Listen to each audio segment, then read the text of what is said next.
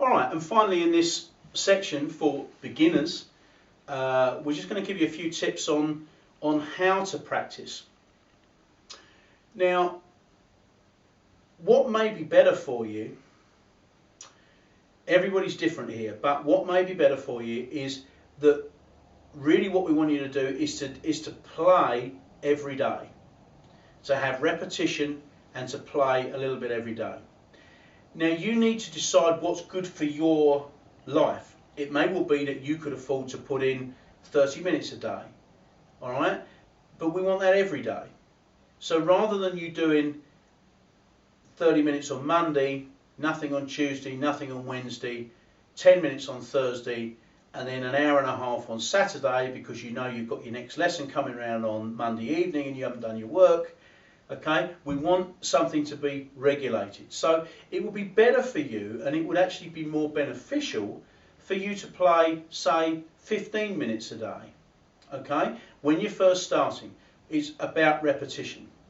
Also as well there's a lot that you can do away from the actual blowing of the saxophone. There's a lot of finger technique and muscle coordination and stuff here that you can do just by finding where these notes are away from blowing them.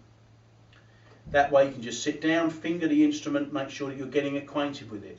It also means that you're a bit more comfortable around it. Everything about it's going to get better. But a short amount of time. If you can try and avoid practicing when you're tired, because not so much is going to go in. So pick your time, pick a time when it's going to be good for you. If you can do 15 minutes in the morning, 15 minutes when you get in from school or when you get in from work, that will be fantastic. You can certainly up this regime as well.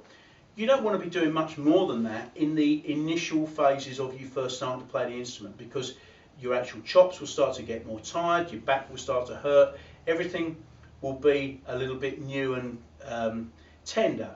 So as you progress and you've been playing say 5-6 months, a little bit longer than that, you can start upping it if you've got the time. You can put yourself into half an hour, 40 minutes, something like that. But try and do everything every day, okay? Rather than just trying to rush and put in an hour, 2 hours, 3 hours on one specific day. It will be better for you to repeat the process all the time. Long notes are going to be really important for you to get that particular sound, and it's where you should really start when you're actually blowing the instrument, is to devote a good couple of 3 minutes minimum towards you doing some long note practice. Really working on some of those notes that you may have found squeaked at you, that split on you. You want to try and see whether you could really nail those to the mast by doing some long note practice there, getting your breathing to be right, getting the instrument warmed up, the reed nice and flexible, nice and moist, okay? That way then you're then ready to take on the pieces which you're actually going to play. But that will be the first port of call. Once you get a little bit more advanced, we would want to start talking about you doing scale work.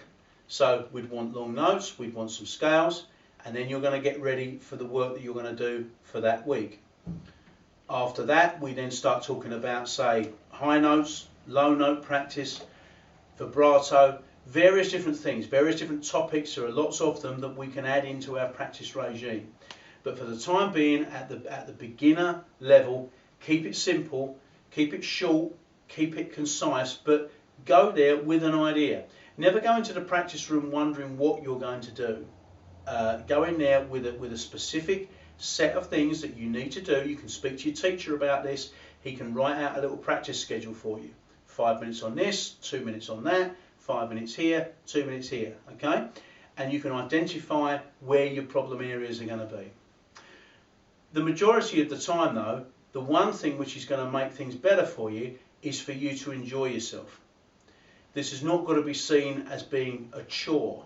You need to be having fun here. You are going to find that noise can be a problem. It is a noisy type of instrument. You wouldn't certainly be the first saxophonist which has encountered problems in that department. If you go to your local saxophone store or go online, you will find lots of different devices that can try and make the instrument slightly quieter. None of them, in my opinion, tend to work quite as well as what you'll find in your second drawer down in your bedroom, which will be your old sock.